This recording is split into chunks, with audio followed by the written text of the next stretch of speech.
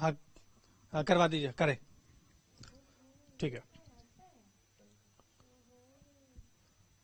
नमस्कार, news nation देख रहे हैं आप, आपके साथ मैं हूं लक्ष्य शर्मा। टीम इंडिया पहुंच चुकी है बांग्लादेश, जहां पे वो खेलेगी वनडे सीरीज। इस सीरीज में रोहित शर्मा की वापसी हुई है विराट कोहली की। इसके साथ ही अब जो फ्यूचर में कहते हैं ना शादी होने वाली है केएल राहुल उनकी, तीनों बहुत जरूरी सारी चीजें हैं। और राहुल की बात इसलिए हो रही है क्योंकि खराब फॉर्म से जूझ रहे हैं, लगातार जूझ रहे हैं, लेकिन लेडी लक उनके पास आने वाला है और उसके बाद क्या पता उनका फॉर्म में वापसी हो जाए, और क्या पता इसी सीरीज में वो फॉर्म में वापसी भी कर ले। लेकिन सबसे बड़ी और सबसे जो इंपॉर्टेंट सीरीज होगी वो होगी रोहित शर्मा के लिए, क्योंकि कप्तान के तौर पर, खिलाड़ी के तौर पर लगातार उनके ऊपर सवाल उठ रहे हैं। तो खुशबू, टीम इंडिया के लिए कितनी महत्वपूर्ण है ये सीरीज, क्योंकि लगातार हार रही है टीम इंडिया। बिल्कुल, और देखिए ये सीरीज इंपॉर्टेंट लक्ष्य इसलिए भी हो जाती है, चिराग भी हमारे साथ है, लक्ष्य भी है हमारे साथ, प्रकृति भी है।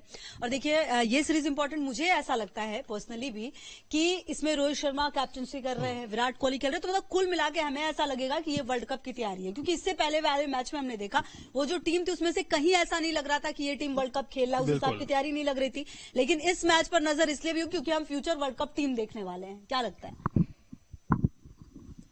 देखिए, मुझे लगता है कि अभी भी फ्यूचर तो कहीं ना कहीं नहीं दिख रहा है, क्योंकि सूर्य कुमार यादव नहीं है, हार्दिक पांड्या अभी भी नहीं है, वहां पर कई ऐसे जसप्रीत बुमराह नहीं है, रविंद्र जडेजा नहीं है।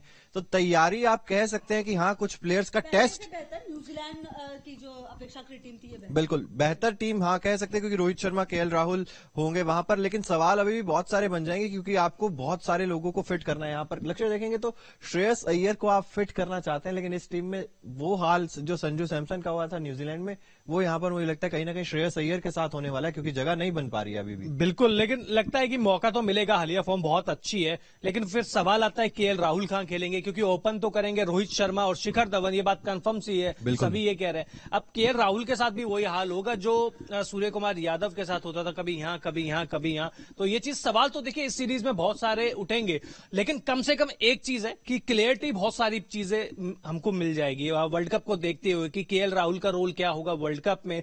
ऋषभ पंत के बारे में बहुत सारी क्लियरिटी मिल जाएगी कि वो आगे वाली सीरीज में होंगे कि नहीं होंगे।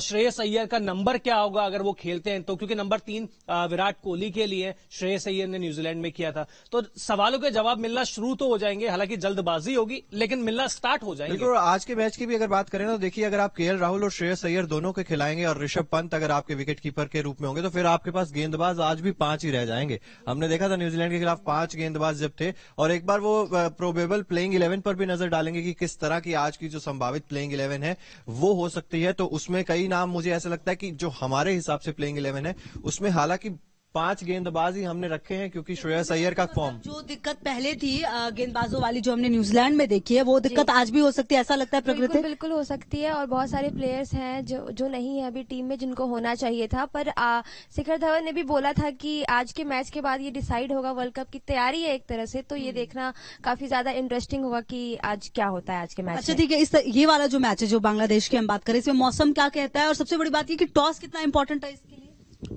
टॉस इंपॉर्टेंट है वैसे सही बताऊं तो, लेकिन वेदर जब आपने पूछा क्लियर है। गुड न्यूज ये है कि बारिश की कोई आशंका है नहीं, ये भी मुझे भी चिराग नहीं बताया है।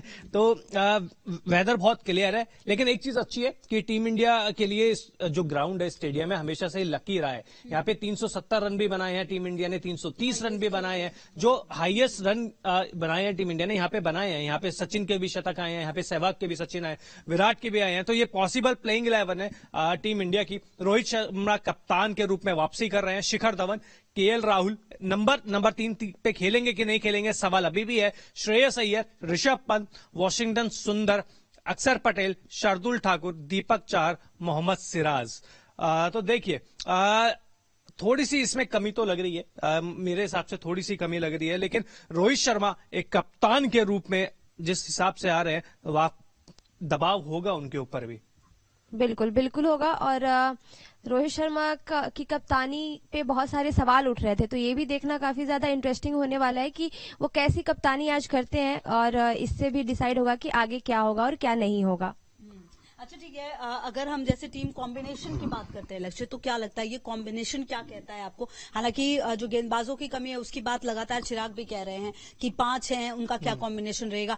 नजर किस किस प्लेयर पर होगी, क्योंकि अब हर एक मैच बेहद इंपॉर्टेंट है आने वाले समय बिल्कुल, में। 23 वनडे खेल रहे हैं वर्ल्ड कप तक, बस सिर्फ 23 वनडे। लोग कह रहे हैं कि बहुत, अभी तो 23 वनडे खेल रहे हैं, लेकिन सिर्फ 23 ही वनडे खेल रहे हैं। तो इसको लेकर देखिए, सबसे पहले तो ये है कि आपकी नजरें रहेगी विराट कोहली के ऊपर, रोहित शर्मा के ऊपर, केएल राहुल के ऊपर, और कब जसप्रीत बुमराह फुली फिट होके आते हैं उनके ऊपर, क्योंकि ये 4 खिलाड़ी है जिनके ऊपर वर्ल्ड कप जिताने का वो कहते हैं ना रिस्पॉन्सिबिलिटी रहेगी। जिताएंगे 11 खिलाड़ी, लेकिन ये 4 खिलाड़ी मेन खिलाड़ी रहेंगे, तो इनके ऊपर है। लेकिन अगर इस सीरीज की बात की जाए तो मुझे लगता है कि वॉच आउट प्लेयर होंगे रोहित शर्मा, क्योंकि लगातार जिस हिसाब से T20 फॉर्मेट में उनके बारे में बात हो रही है, खराब फॉर्म, टीम से बाहर करना और रन नहीं निकल रहे, बैड फॉर्म, तो ये सारी चीजों को देखते हुए मुझे लगता है कि रोहित शर्मा पूरी नजरें रहेगी। लेकिन एक अच्छी चीज कि रोहित शर्मा का रिकॉर्ड बांग्लादेश में अच्छा है, वो लगातार रन बनाते रहे हैं, और अब बांग्लादेश जैसी टीम के खिलाफ भी रन नहीं बनाएंगे तो फिर तो देखिए, फिर तो जो सवाल उठ रहे हैं फिर वो लाजमी भी है। बिल्कुल बिल्कुल। और एक चीज, बांग्लादेश जैसी टीम आपने कही, लेकिन अब मुझे ऐसा लगता है कि पिछले कुछ सालों में बांग्लादेश ने अपने आप को बहुत ज्यादा इंप्रूव किया है। उसने वर्ल्ड कप T20 मुझे याद है, जब पाकिस्तान एक समय पे सोचने लगा था कि वो जीत पाएगा हार पाएगा, लास्ट मोमेंट तक वो मैच गया था। तो बांग्लादेश ने अपने आप को इंप्रूव बहुत किया है पिछले कुछ सालों में। बिल्कुल बिल्कुल, उसने बहुत ज्यादा इम्प्रूव किया है। और चिराग, आप बताएं इसके बारे में। नहीं, इसमें मैं भी एक चीज ऐड करना चाहूंगा, क्योंकि बांग्लादेश भी खिलाड़ियों की चोट से परेशान है, इसलिए उनकी भी एक तरीके से कहें बॉलिंग में बी टीम ही निकल रही है। कप्तान तमीम इकबाल नहीं खेल रहे हैं बाहर हो चोट रहे के हैं। कारण, वनडे सीरीज से बाहर है, और आज तस्कीन अहमद नहीं खेल रहे हैं पहला मुकाबला, जो उनके एक मेन स्ट्रीम गेंदबाज हैं। इंडिया के खिलाफ उनका रिकॉर्ड इतना अच्छा है, बिल्कुल। उन्होंने मतलब इंडिया के खिलाफ अपना पहला वनडे खेला था, उसमें 5 विकेट लिए थे। आप सोचिए, इंडिया को हमेशा से वो परेशान करते आए हैं, और अभी जो वर्ल्ड कप में भी मुकाबला हुआ था T20 वर्ल्ड कप में, उसमें भी टीम इंडिया के बल्लेबाजों को परेशान किया था। तो मैं इस वे में कह रहा हूं, बांग्लादेश अपने घर में तो बहुत मजबूत है, लेकिन खिलाड़ियों की चोट से वो भी परेशान है। बिल्कुल, देखिए चैलेंजिंग तो होने वाला है भारत के लिए, यहाँ पर नो डाउट है। अगर हम कहते कि भारत में सीरीज है, फिर हम कह सकते थे नहीं इतना ज्यादा चैलेंजिंग नहीं होगा, लेकिन जैसा कि लक्ष्य ने जिक्र किया कि बांग्लादेश में क्योंकि ये सीरीज खेली जा रही है, तो भारत को इतनी आसानी से बांग्लादेश जीतने नहीं देगी। लिटन दास देखिए अब कप्तान भी बनाए गए हैं और गजब के फॉर्म में चल रहे हैं। अगर ओपनिंग बल्लेबाज आपके इस तरह के आपकी टीम में होते हैं तो आपको कॉन्फिडेंस अपने आप मिल जाता है। बिल्कुल, T20 वर्ल्ड कप में देखिए अगर बारिश ना आती तो लिटन दास वो मुकाबला निकाल कर ले जाते। बिल्कुल, तो कहीं ना कहीं मुझे लगता है पावर पैक टीम है, शाकिब अल हसन का वहां पर बहुत बड़ा रोल हो जाता है, वहां पर मेहदी हसन है एक ऑलराउंडर के रूप में। तो कहीं ना कहीं देखिए पावर पैक टीम तो है, और अपने घर में ये जो टाइगर्स हैं ये बहुत ज्यादा कमाल दिखाने वाले हैं। देखना होगा यहाँ पर हम अपनी कमियों से कितना ज्यादा उभर कर सामने आ पाते हैं, क्योंकि गेंदबाजी अभी भी हमारी कमजोर नजर आती है। वहां पर देखेंगे तो आप मोहम्मद शमी, क्योंकि अब वनडे सीरीज से बाहर हो गए हैं चोट के कारण, वहां पर उमरान मलिक आते हैं। शायद उमरान मलिक को आज चांस ना मिले लक्ष्य, क्योंकि दीपक चार, शार्दुल ठाकुर के साथ आप जाना चाहेंगे, और मोहम्मद सिराज जब आपके पास हैं, तो हो सकता है कि उमरान मलिक को थोड़ा वेट करना पड़े। उमरान मलिक शायद अभी पहुंचे भी नहीं होंगे, क्योंकि पहुंचे भी नहीं होंगे, अनाउंस ही हुआ था, तो शायद आज तो वो पहुंचेंगे ढाका। तो मुझे लगता है कि उनका शायद या तो पहुंच गए होंगे तो कल शाम या कल रात तक पहुंचे होंगे। तो मुझे ये चीज तो है कि शायद आज मुश्किल है, लेकिन कंडीशंस तेज गेंदबाजों के अनुरूप होगी भी नहीं, क्योंकि आप यहाँ पे आप सभी को पता है कि बांग्लादेश में जो पिचेस होती है वह काफी स्लो होती है, वहां पे स्पिनर्स को ज्यादा मदद मिलती है। और वैसे भी देखिए, स्पिनर्स तो हमारे पास कौन है, मतलब फिर आप वाशिंगटन सुंदर के साथ और अक्षर पटेल के साथ जाएंगे, 10-10 ओवर का इन पे डिपेंडेंसी रखी जा सकती अक्षर है। पटेल से फिर भी की जा सकती है। वाशिंगटन सुंदर ने देखिए न्यूजीलैंड में गेंदबाजी तो अच्छी की थी, हालांकि बल्लेबाजी तो चली उन्होंने कमाल की थी, लेकिन गेंदबाजी अच्छी की थी। लेकिन बैटिंग पिच पे एक बार फिर अनुभवी गेंदबाज हमारे पास नहीं है, इसका नुकसान हमें होगा। क्योंकि अब ये मत बोलिए कि हम न्यूजीलैंड में हार कर आ रहे हैं, अब इंडिया में नहीं खेल रहे, हम बांग्लादेश के उसी के घर में खेल रहे हैं जहां पे उसका रिकॉर्ड बहुत ज्यादा अच्छा है। वो यहाँ पे इतने मैचेस खेलते हैं, बचपन से खेलते हुए मतलब आए हैं, और जहां पर गेंदबाजों को मदद नहीं है वहां पे भारतीय गेंदबाज थोड़ा सा वो कहते हैं ना सिट्टी पिट्टी गुल हो जाती है उनकी। तो मुझे लगता है कि अनुभव की कमी टीम इंडिया में यहां पर भी है, और रोहित शर्मा को इस परेशानी से जूझना होगा, क्योंकि इनमें से कई गेंदबाज है ऐसे जो आने वाले वर्ल्ड कप में खेलेंगे। तो इन गेंदबाजों को यूज कैसे करना है, रोहित शर्मा को ये कहते हैं ना कि पहले से ही पता लगाना होगा कि कैसे यूज करना है। बिल्कुल, और ढाका के स्टेडियम की बात करें तो भारत और बांग्लादेश के बीच यहाँ पर 11 एक दिवसीय मुकाबले खेले गए हैं। 8 में भारत ने जीत हासिल की है, 3 में बांग्लादेश जीता है, तो वहां से एक स्ट्रांग पॉइंट निकल कर आता है। लेकिन फिर भी क्योंकि अब बांग्लादेश के खिलाड़ी सभी लगभग अच्छे फॉर्म में चल रहे हैं, तो यहाँ पर चैलेंजिंग जरूर होगा। प्रकृति वाशिंगटन सुंदर 10 ओवर आज फेंकने पड़ेंगे, तो वहां पर हो सकता है वाशिंगटन सुंदर को टारगेट किया जाए। बिल्कुल टारगेट किया जा सकता है और उनको अच्छा परफॉर्म करना ही पड़ेगा क्योंकि सबकी नजरें हैं उन पे। और अगर हम बाकी टीम की बात करें तो ऋषभ पंत को भी आज काफी टारगेट किया जाने वाला है। और अगर वो जैसा कि उनका फॉर्म अच्छा नहीं चल रहा है और अगर आज भी उन्होंने अच्छा प्रदर्शन नहीं किया तो लोग फिर उनको टारगेट करेंगे कि देखो संजू को लेके नहीं आए, ऋषभ को लेके क्यों आए। तो ये सब बातें होने वाली है। अब बांग्लादेश की टीम को देखो तो सब फॉर्म में है, लेकिन यही इंडियन टीम को देखो तो यहाँ पे काफी खिलाड़ी हैं जो कि फॉर्म में नहीं है। तो ये एक नेगेटिव पॉइंट है इंडियन टीम के लिए। और बांग्लादेश को कमजोर नहीं समझ सकते प्रगति, क्योंकि 2015 में बांग्लादेश ने टीम इंडिया को हराया था। उस समय महेंद्र सिंह धोनी कप्तान थे। तो सोचिए धोनी जैसा कप्तान भी वहां हार के आया हुआ है। तो टीम कमजोर तो नहीं है, पूरे हौसले बुलंद होंगे उनके भी और पिछला रिकॉर्ड उनको भी याद होगा अच्छे से। अच्छा, जो आज अगर हम बांग्लादेश और इंडियन टीम की बात करते हैं, वो कौन से सबसे स्ट्रांग पॉइंट होंगे आज जिस पर रोहित शर्मा ध्यान देंगे? और एक सवाल जो हम लोग लगातार कर रहे हैं, केएल राहुल, उनकी परफॉर्मेंस को लेकर बार बार सवाल उठ रहे हैं। और अगर आज फिर उन्होंने परफॉर्म नहीं किया तो देखिए आप कितने मौके देंगे खिलाड़ी को, कितनी सारी सीरीज में मौका देंगे? क्योंकि अब आगे तो आपको वर्ल्ड कप है, फिर उसके आगे अगर इस तरह की परफॉर्मेंस रहेंगी तो फिर सवाल तो उठेंगे ही। बिल्कुल उठेंगे। और वो बैटिंग करने आएंगे उससे पहले ही सवाल उठ चुके होंगे कि वो किस नंबर पे बल्लेबाजी करेंगे, क्योंकि ओपन करते हैं, वर्ल्ड कप में ओपन किया था, वैसे भी बहुत समय से ओपन कर रहे हैं। अब यहाँ पे उनको करनी होगी मिडिल ऑर्डर में बल्लेबाजी। अब मिडिल ऑर्डर में यहाँ पे अच्छा प्रदर्शन करते हैं, फिर सूर्य कुमार यादव आ जाएंगे तो क्या सूर्य कुमार यादव को आप बाहर करेंगे? क्योंकि अब जो कहते हैं ना कि बाहर अंदर बाहर का सिलसिला चलेगा, वो अब केएल राहुल के साथ चलेगा, क्योंकि एक दो खराब मैचेस और वो टीम से बाहर होंगे। क्योंकि बहुत क्लियरिटी है, सूर्य कुमार यादव जैसे प्लेयर को आप बाहर नहीं बैठा सकते, उनको रेस्ट दिया गया है। श्रेयस अय्यर है, वो लगातार रन बना रहे हैं। अब जब उन्होंने न्यूजीलैंड में रन बना दिए तो उनकी जगह और पुख्ता हो गई है। तो ये वाली सारी चीजें, वैसे हमारा जो टॉप 3 है, शिखर धवन, रोहित शर्मा और विराट कोहली, ये 3 तो हमारा कंफर्म है। इसके बाद का जो सेटअप है ना, पूरा बिगड़ा हुआ है अभी, और रोहित शर्मा को जल्द से जल्द ये सुधारना होगा चिराग, क्योंकि बैटिंग ऑर्डर हमारा अभी तक स्टेबल नहीं हुआ है। केवल 23 वनडे बचे हुए हैं। रोहित शर्मा एशिया कप उसमें है, वनडे में 18 मुकाबले बायलैटरल सीरीज में, वहां पर 6 सीरीज में 3-3 वनडे मुकाबले हैं, 18 ये हो जाते हैं। और अगर एशिया कप जो विवाद चल रहा है अगर वो खत्म हो जाता है, उसके बाद 5 वनडे वहां पर मिलेंगे ग्रुप स्टेज में, मुझे लगता है। तो कहीं ना कहीं बिल्कुल 23 वनडों में यहाँ पर नजर जरूर होगी। और 23 वनडे मुझे नहीं लगता कि इतने ज्यादा है आपके पास अपनी प्लेइंग 11 सेट करने के लिए। वो इसलिए क्योंकि आप लगातार एक्सपेरिमेंट्स करते जा रहे हैं।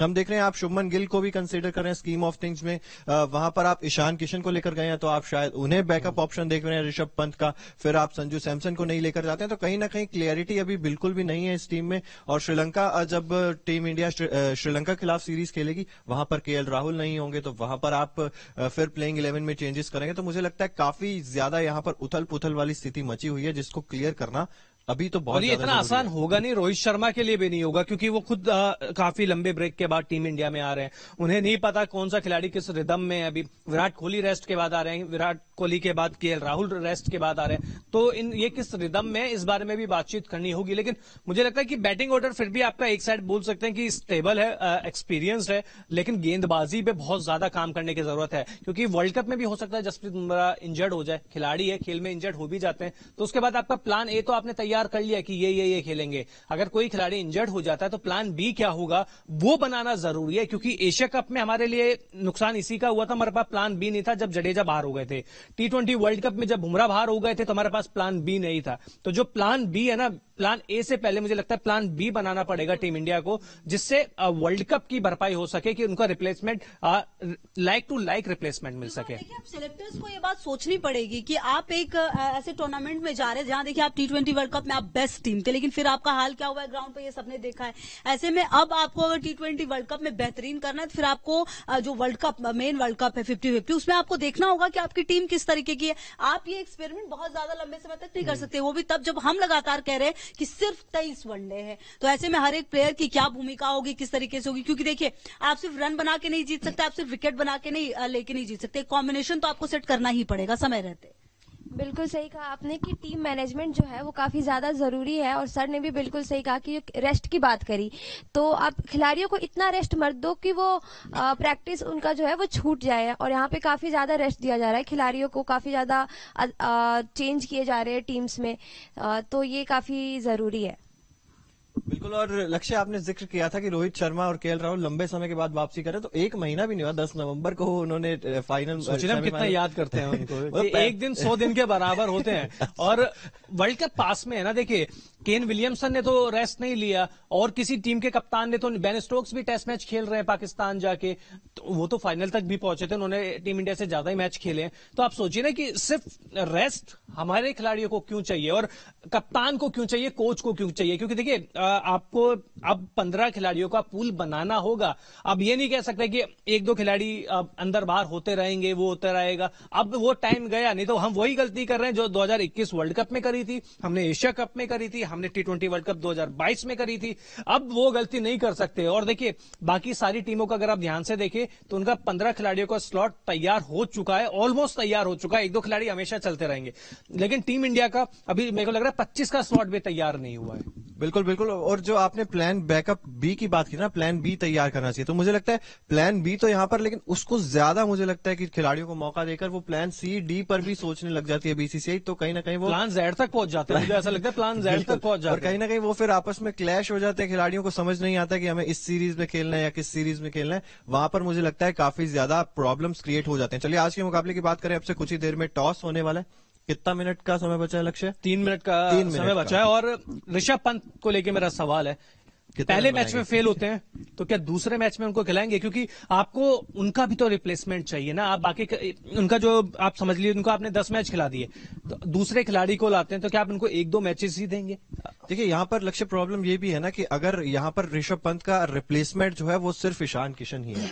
वहां पर आपने WK जो विकेट कीपर लिखा है वो सिर्फ ऋषभ पंत और ईशान किशन के ऊपर ही लिखा है। तो अगर आप ऋषभ पंत की जगह ईशान किशन को मौका दे भी देंगे तो क्या नंबर 5-6 पर ईशान किशन बल्लेबाजी कर सकते हैं? मुंबई इंडियंस के लिए की हुई है और वनडे में भी उन्होंने किया हुआ है। देखिए श्रीलंका दौरे पे उन्होंने किया हुआ है, लेकिन वो ये बात है ना, आप ऋषभ पंत से कह रहे हैं आप ओपन करा लो, वो भी नहीं करते। तो जब उनको आप बार बार अलग अलग जगह आप ले जा रहे हो, शिफ्ट कर रहे हो, तो ईशान किशन के साथ भी एक चीज कर सकते हो, क्योंकि आप देखिए ना आपके पास कोई ऑप्शन है नहीं। आपको ये तो नहीं है कि खराब फॉर्म लगातार जारी रहेगी, आप ऋषभ पंत को मौके देते जाएंगे। ऐसा तो होने नहीं वाला है। सवाल भी उठेंगे। अब ईशान किशन को मौके देने हैं तो पहले ही दे दीजिए ना आप। या आप कहेंगे कि मेरा भी सवाल है आप तीनों से कि क्या ऋषभ पंत को ये पूरी सीरीज दी जाएगी कि आपको जो करना है इसमें करके दिखा दीजिए, अगर अच्छा प्रदर्शन नहीं करते हैं तो फिर हम अपने प्लान बी की साइड जा रहे हैं। मुझे भी यही लग रहा है कि ये सीरीज तो कम से कम ऋषभ पंत को दी ही जाएगी, चाहे रन नहीं बनाएंगे, क्योंकि 3 ही वनडे मुकाबले हैं, ज्यादा बड़ी सीरीज है नहीं। एक में नहीं भी चलते हैं तो मुझे लगता है डिपेंडेंसी ये होगी कि अगर आप सीरीज जीत रहे हैं तो कहीं ना कहीं वो तीसरे वनडे में फिर आप थोड़े बहुत एक्सपेरिमेंट करने को देखेंगे। लेकिन ऋषभ पंत के साथ मुझे लगता है कि अगर इतने समय से कंसिस्टेंसी दिखाई है तो फिर कहीं ना कहीं ये 3 मुकाबले मुझे लग रहा है कि ऋषभ पंत खेलने वाले हैं। बिल्कुल खेलेंगे वो। और आज की जो पिच है वो काफी हार्ड है, तो ये बैटिंग के लिए काफी बेहतर होने वाला है। तो ये भी देखना होगा कि टीम इंडिया कितना अच्छा रन बना सकती है, क्योंकि यहाँ पे आप इजीली अच्छे रन बना सकते हैं। का जवाब दीजिए ना। ऋषभ पंत को लेकर हार्ड तो पिच है, खेलेंगे बैटिंग ही। फ्रेंडली पिच है, और इसलिए ऋषभ पंत की भी अगर बात करें तो उन्हें भी आज तो रन बनाना ही चाहिए, क्योंकि पिच अच्छी है। देखिए मुझे ऐसा लगता है कि ऋषभ पंत जैसे प्लेयर हैं, ऐसा नहीं है कि उन्होंने बेहतरीन खेला है, कई बार हमने देखा है। हो सकता है उनका वक्त बुरा चल रहा हो, लेकिन अब जरूरी है कि वो जल्द से जल्द इससे बाहर आ जाए, क्योंकि देखिए बहुत ज्यादा मौके नहीं दे सकती टीम इंडिया ऐसे समय में, जब टीम इंडिया ये मानती है, सिलेक्टर्स ये मानते हैं कि हमारे पास ऐसा है कि हम 3 टीम बना सकते हैं, तो भाई फिर आपको प्रूव करना ही पड़ेगा वंस अपॉन अ टाइम। और मुझे लगता है कि इस सीरीज में ऋषभ पंत खेलेंगे और कुछ बेहतरीन करेंगे, उम्मीद तो यही। बिल्कुल। लेकिन खुशबू दिक्कत ये वाली बात है ना, इंडियंस फैंस भी बहुत वैसे हैं, मतलब सेंटिमेंटल है। बांग्लादेश के खिलाफ अच्छा खेल जाएंगे तो हम में से कई लोग ये भी सवाल करेंगे, यार सामने बांग्लादेश ही तो थी, उसके खिलाफ रन बना दिए तो कौन सी बड़ा तीर कर लिए। जब बड़ी टीम आएगी उसके खिलाफ तो वो फेल हो जाते हैं। तो ऋषभ पंत के लिए देखो, कॉन्फिडेंस के लिए तो उनके लिए रन चाहिए, चाहे किसी भी टीम के खिलाफ आए रन चाहिए, लेकिन उनकी जगह भी अभी स्थिर नहीं है। वो किस नंबर पे खेलेंगे इस टीम में अभी नहीं पता चला। हालांकि 5-6 खेलेंगे, लेकिन क्या 5-6 के लिए वो परफेक्ट है? मुझे नहीं लगता। नंबर 4 खेलेंगे तो क्या KL राहुल, श्रेयस अय्यर नंबर 5-6 तक चले जाएंगे? तो रोहित शर्मा और राहुल द्रविड़ अभी दोनों बहुत ज्यादा कंफ्यूज होंगे, क्योंकि टॉप 3 के साथ तो कोई टीम मैनेजमेंट छेड़छाड़ करेगी नहीं। तो ये आपको क्या लगता है? ऋषभ पंत नंबर 4, मेरे हिसाब से तो टीम में उनका नंबर 4 ही बनता है, अगर लेफ्ट राइट का कॉम्बिनेशन अगर आप देख रहे हैं तो, क्योंकि बहुत सारी बातें होती है। लेफ्ट राइट का कॉम्बिनेशन देख रहे हैं तो नंबर 4 या उससे नीचे? आज तो लग रहा है कि नंबर 4 पे ही खेलेंगे वो। आज मुझे नहीं लग रहा है कि श्रेयस अय्यर से ऊपर आप ऋषभ पंत को KL राहुल से ऊपर, KL राहुल से ऊपर। हाँ, हालांकि शायद वो left hand right hand combination बनाने के बोल सकते हैं। सिचुएशन भी तो हो सकती है ना कि आप पहले बल्लेबाजी कर रहे हैं या बाद में कर रहे हैं, किस वक्त में किसकी जरूरत है, हो सकता है वो भी डिपेंड। चलिए टॉस हो गया, बांग्लादेश ने टॉस पहले इंडिया बैटिंग ही कर रही है।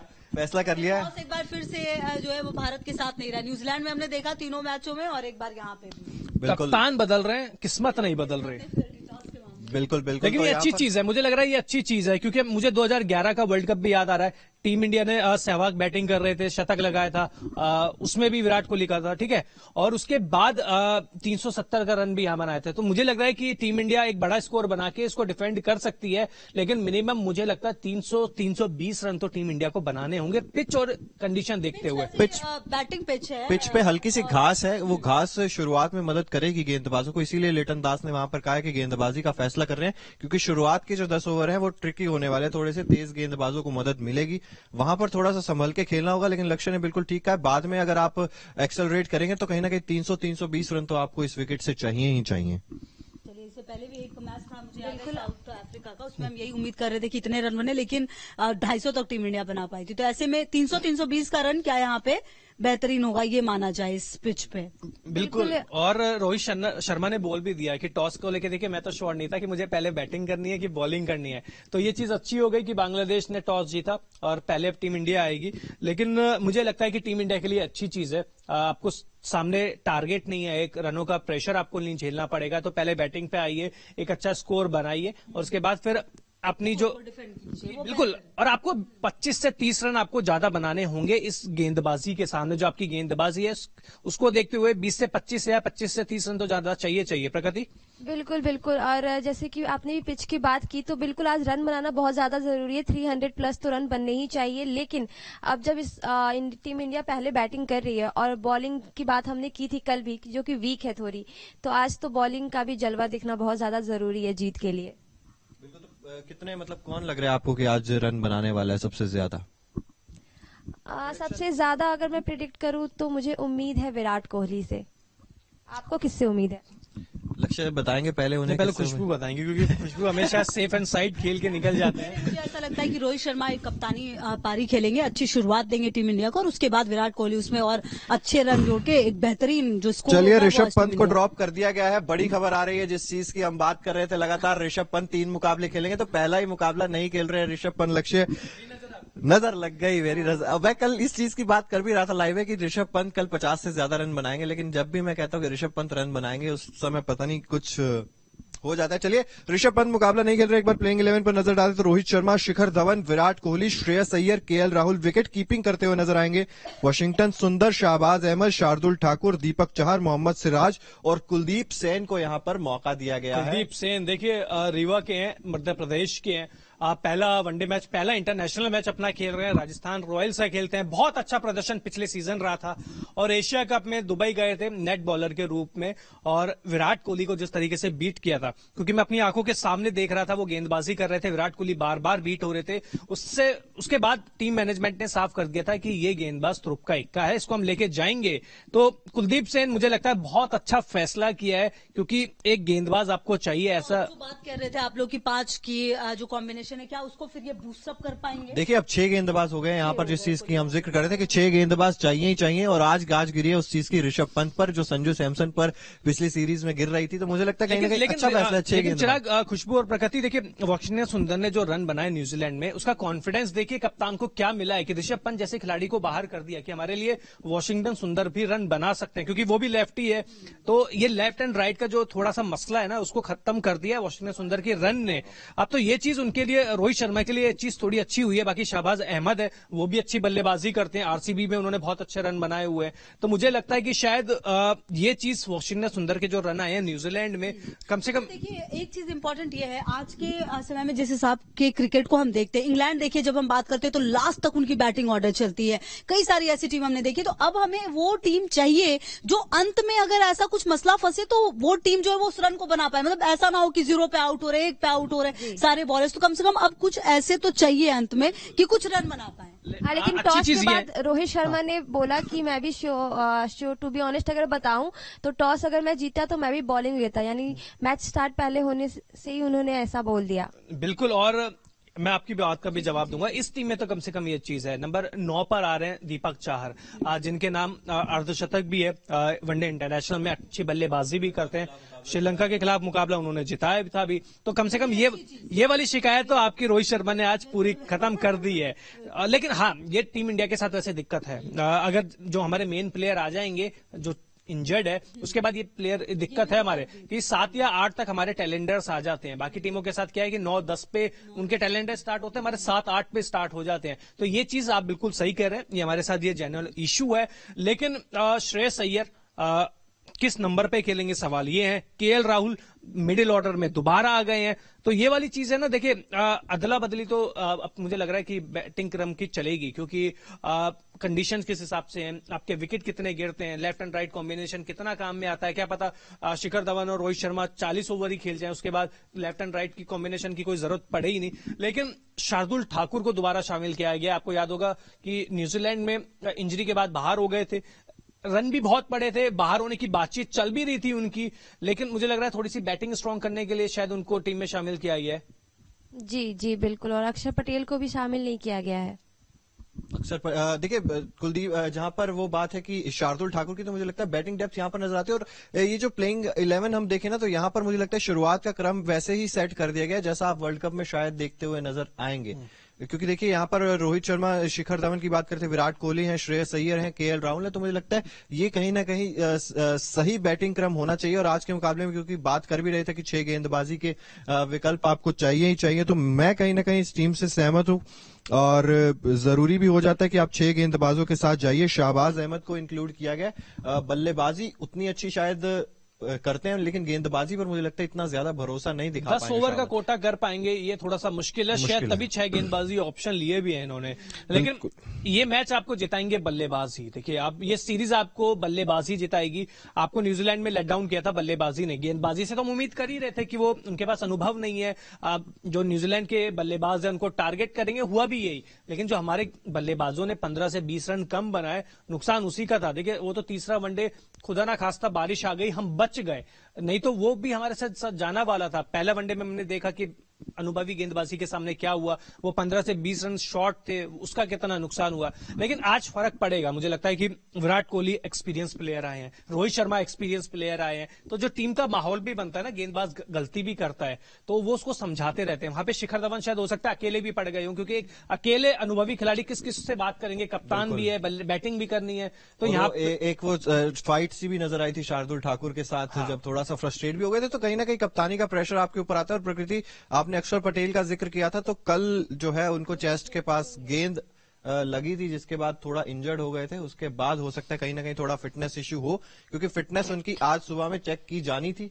तो कहीं ना कहीं हो सकता है कि बीसीसीआई ने ट्वीट किया है कि वो आज सिलेक्शन के लिए अवेलेबल नहीं थे, that's why he is not in the team. बिल्कुल। और लेकिन एक चीज है, रोहित शर्मा कह रहे हैं कि we don't want to look far ahead, मतलब वर्ल्ड कप को लेके ये बात कह रहे हैं। तो अब वो तो कह रहे हैं कि अभी वर्ल्ड कप बहुत दूर है, हम उसके बारे में सोच ही नहीं रहे। बाकी टीमों ने तो अपनी वो बना ली है। तो मतलब शिखर धवन ने तो कहा था कि ये जो बांग्लादेश की स्टार्ट हो रही है मैच, उसके बाद हम तैयारी स्टार्ट कर रहे हैं। कप्तान बदलते हैं, सबकी सोच बदलती है, तो ये चीज टीम इंडिया को समझाना होगा। हर एक मैच को हर किसी के देखने का नजरिया अलग है। देखिए, हम लोग जब एक ऑडियंस की तरह सोचते हैं तो हम ये सोचते हैं कि चलो मैच शुरू हो रहा है तो बहुत काफी कम वक्त हो गया है। लेकिन हो सकता है रोहित शर्मा का पूरा फोकस अभी बांग्लादेश पे, फिर धीरे से वो उस मैच पे फोकस करेंगे, तो उनका शायद सोचने का वो वे हो सकता है। शिखर धवन अलग तरीके से देखते हैं। लेकिन ओवरऑल हम क्या चाहते हैं कि टीम हमारी बिल्कुल जीते, कि ऐसा कॉम्बिनेशन हमें मिले जिसको देख के हम सोच सके कि हाँ भाई ये हमारी प्लेइंग 11 है। ये भी खबर आ रही है कि Rishabh Pant has been released from the ODI series and will join in the test, यानी कि वापस आ गए हैं वो तो कहीं ना कहीं कि अब सीधा टेस्ट में ही दिखाई देंगे। तो मतलब क्या सोच हो सकती है इस चीज को लेकर? कंफ्यूजन कितना है, आप ये सोचिए ना। बीसीसीआई सिलेक्शन कमेटी कंफ्यूजन कितना है। अगर आपको भेजना ही नहीं था तो आप, मतलब आपको सेलेक्ट ही नहीं करना था, तो आपने भेजा क्यों? आप प्लेयर के बीच में अभी क्या बातचीत चल रही होगी? आप सोचिए ना कि ऋषभ पंत क्या सोच रहे होंगे कि पहले तो मुझे सेलेक्ट कर लिया, फिर मुझे बाहरी दबाव है, जो ज्यादा प्रेशर इतना ज्यादा मीडिया से और फैंस के द्वारा दिया जा रहा था। T20 वर्ल्ड कप पे भी देखा है, कहीं ना कहीं कितने सारे सवाल उठे T20 वर्ल्ड कप में। आपने वैसे प्लेयर्स को खिलाया जो कि सालों से बाहर थे। आपने मोहम्मद शमी शमी जैसे प्लेयर को खिलाया जो कि खेले ही नहीं एक साल, अश्विन को खिला दिया आपने। तो सवाल तो सिलेक्शन कमेटी को लेकर उठे। अगर ऋषभ पंत को लेकर ये फैसला अब होता है तो निश्चित तौर पर एक बार फिर से ऐसे सवाल उठेंगे जिसका जवाब देना सिलेक्शन कमेटी को फिर भारी भी पड़ेगा। बिल्कुल, आप देखिए पहले वनडे मुकाबले से ठीक पहले आप ये चीज कह रहे हैं कि हमने ऋषभ पंत को पूरी ओडीआई सीरीज से ही रिलीज कर दिया है। बिल्कुल, आधे घंटे पहले टॉस के समय बीसीसीआई ये ट्वीट करती है कि हमने ऋषभ पंत को रिलीज कर दिया है ओडीआई स्क्वाड से कहीं ना कहीं। तो ये मुझे लगता है मेडिकल टीम मतलब इंजर्ड है, वो मेडिकल टीम ने उनको रिलीज किया है। मेडिकल रिपोर्ट के आधार पे बीसीसीआई ने कहा है कि हमने उनको पूरी सीरीज से बाहर कर दिया है। तो मतलब इंजर्ड है वो, इसका मतलब, नहीं तो यहाँ पे हमको खेलते हुए दिखाई देते। बिल्कुल, तो कहीं ना कहीं चलिए बड़ी खबर आ गई है कि ऋषभ पंत ओडीआई सीरीज नहीं खेलेंगे। अब 3 मुकाबले जो खेले जाने हैं टेस्ट में फिर वो ज्वाइन करेंगे, क्योंकि टेस्ट में तो रिकॉर्ड्स भी अच्छे हैं और टेस्ट के तो मैच दबाव भी नहीं है उनके ऊपर, टेस्ट में मैचों में दबाव भी नहीं है। नो डाउट इंडिया के बेस्ट विकेट कीपर बैट्समैन है टेस्ट में। इसमें कोई मतलब कहते हैं ना कि वाद विवाद कुछ नहीं होना चाहिए, इसमें है वो सबको मान लेना चाहिए। लेकिन अब इंजरी कंसर्न है तो क्या उनको अब पता चला है सेलेक्टर्स को, मेडिकल टीम को अब पता चला है, वनडे शुरू होने से 20 मिनट पहले पता चला है या 1 घंटा 2 घंटे पहले पता चला है। अब कल तक क्या कर रहे थे?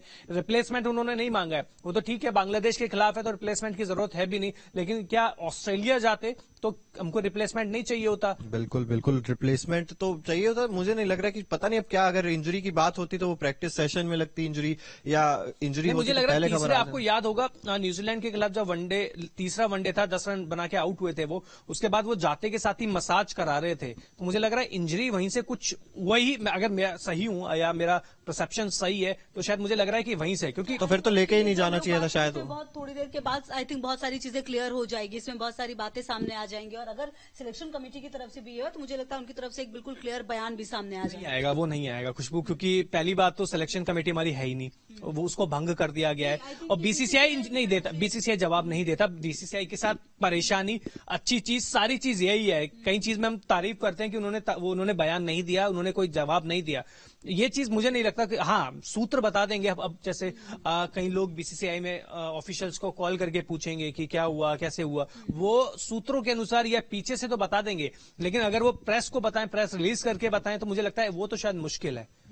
बिल्कुल बिल्कुल, और तो अब केएल राहुल के साथ ही कप्तान विकेट कीपिंग करेंगे, उप कप्तान भी हैं टीम के केएल राहुल, और कहीं ना कहीं अब ईशान किशन को क्या आने वाले मुकाबलों में देख सकते हैं? नहीं, मुझे लग रहा है कि अब आपको बैटिंग वाइज तो तीनों वनडे में यही आपको प्लेइंग 11 दिख सकती है, क्योंकि रोहित शर्मा एक ऐसे कप्तान है भी नहीं जो बार बार फेरबदल करे, करते नहीं। ये बात तो कि गेंदबाजी में आपको जरूर थोड़ा सा ऑप्शन मिल जाएगा कि ये खिलाड़ी की जगह ये। उमरान मलिक जब आ जाए तो शायद मुझे उमरान मलिक मतलब इतने इफेक्टिव लगेंगे नहीं मुझे, क्योंकि बांग्लादेश में पिच स्लो है और जितनी तेज आप गेंद करोगे उतने ही जल्दी बल्लेबाज शॉट मारेंगे। तो मुझे लगता है यहाँ पे तो दीपक चार, शरदू ठाकुर जैसे ही गेंदबाज कारगर है। कुलदीप सेन का देखिए फायदा ये है कि उनका जो एंगल है, इनके पास जो वेरिएशन है वो बहुत अच्छी है, कटर्स इनके पास बहुत अच्छे हैं। हालिया रिकॉर्ड 1-1.5 साल में इंडिया एक ही साइड से खेलते हुए बहुत अच्छा प्रदर्शन किया।